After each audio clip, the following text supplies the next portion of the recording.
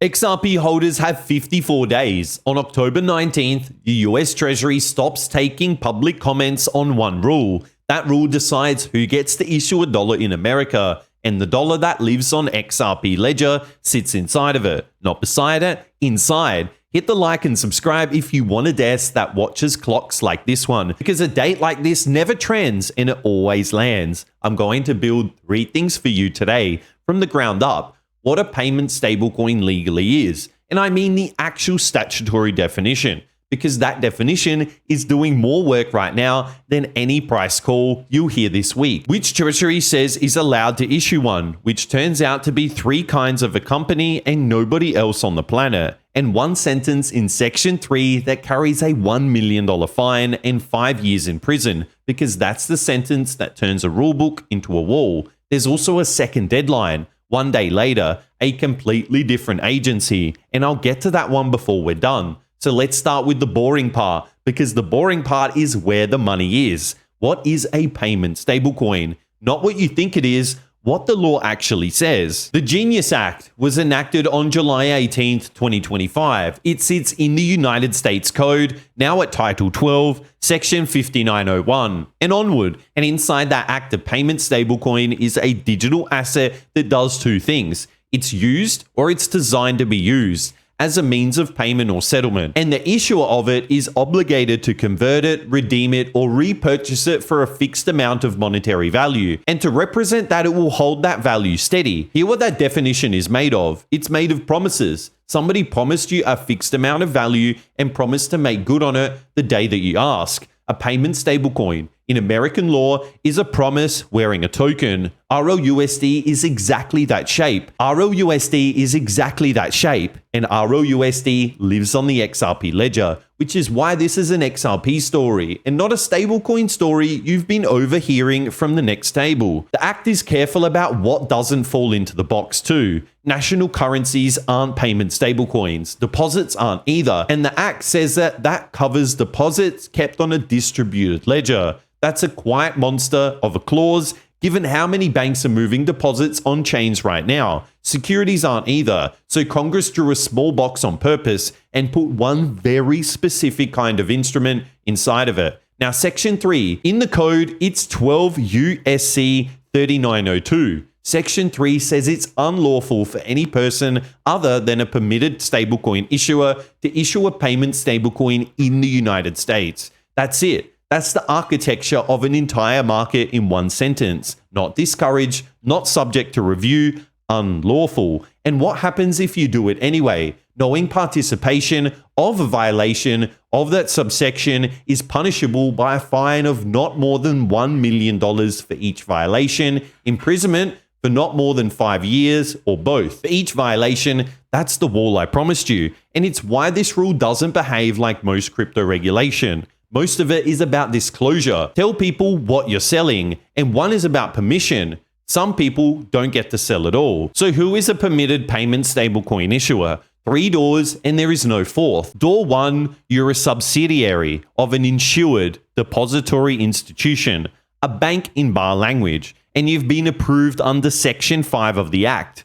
Door 2, you're a federal qualified payment stablecoin issuer. Door 3, you're a state-qualified payment stablecoin issuer, a bank subsidiary, a federal issuer, and a state issuer. That's the whole world. Do you understand what that does to the competitive map? It doesn't matter how elegant your technology is. It doesn't matter how many people already use it. If you're not through one of those doors, you can't hand a dollar to an American. And the way that I read it, that one fact is worth more to a serious issuer than a year of good headlines. And here's the piece that completely stopped me in my tracks. Section 3 is built to reach outside the country. It applies when somebody offers or sells a payment stablecoin to a person standing inside the United States. Say that one slowly with me. Being offshore isn't a strategy. If your dollar reaches somebody standing in America, Section 3 reaches back. Okay, that's the machine. Now here's the news, and now you see why I opened with the clock at the start of the video, because on August 18th, the Treasury Department published a notice of proposed rulemaking to implement Section 3. The docket number is TREAS. Comments must be received on or before October 19th, 2026. And from today, that is 54 days. Treasury isn't asking whether to build the gate. Congress already built the gate. Treasury is asking how the gate should work, and whether it hears in the next 54 days is what gets written into the rule that governs who issues a dollar on the XRP ledger and on every other ledger in crypto. So why does a holder sitting in America care about a Treasury docket? Because this is the rare one where the deadline is real, the document is public, and the outcome is permanent. Here's a real question for the comments, and I want an opinion. Do you think Ripple files a comment on that docket before October 19th? Or do they stay quiet and let the bank subsidiaries do the talking? Let me know and smash the like and subscribe while you're down there. Now, this gets bigger than one document. Treasury put out its own agenda on August 14th, a list of what it plans to write next. On it sits FinCEN, the money crime shop inside Treasury, with 2 rules already on the works. Both carry the words permitted payment stablecoin issuer right in the title. One of them is an anti-money laundering, counter-terrorist financing, and sanctions compliance program requirement. The other is a customer identification program. So the compliance stack that a permitted issuer will have to carry is already being drafted, while the permission rule that creates permitted issuers is still sitting out for comment. That's the tell, and my read of it is simple. When a government writes the floor door and the plumbing at the same time, it isn't kicking an idea around. It's building something it expects to switch on in the future. And then there's October 20th, one day after Treasury's window shuts. The SEC closes a window of its own. It's on a proposal called Regulation Crypto Assets, published August 21st. That proposal would carve out a special path for crypto deals that law treats as investment contracts. It sets up 2 ways to skip the usual registration. The smaller one lets an issuer sell up to $5 million over 4 years. It also proposes a conditional safe harbor from the term investment contract itself. If the conditions of that safe harbor are satisfied, the crypto asset is deemed not to be subject as an investment contract for the definition of a security. Investment contract. Those 2 words have hung over this asset for years, and now they're sitting in a proposed rule with a list of conditions attached to them. 2 windows, 1 day apart, and the way that I read it, they're 2 halves of one answer. Now let me give you the strongest version of the bear case, because it's a fair one. None of this buys a token. A comment deadline isn't a catalyst. Nobody wakes up on October 19th and bids this thing because the docket closed. And honestly, the tape totally agrees with me. XRP right now is sitting at $1.43, down slightly over the last 24 hours on roughly $3.93 billion of volume. That's not a market pricing in a regulatory milestone. That's a market doing what a market does. So the bear says the paperwork isn't price. Fine.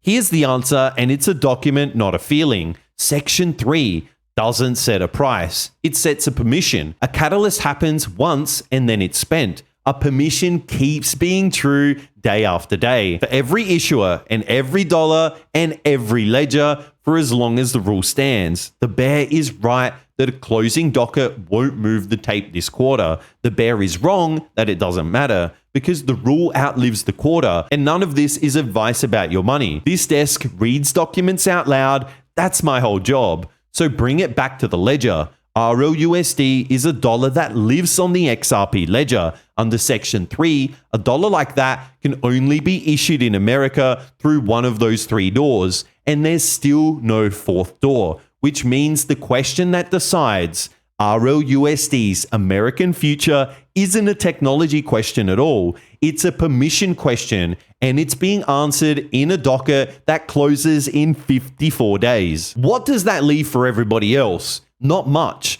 and that's the part I'd sit with. When permission is the gate, the advantage moves towards whoever is comfortable in a room full of lawyers and away from whoever is fastest at shipping.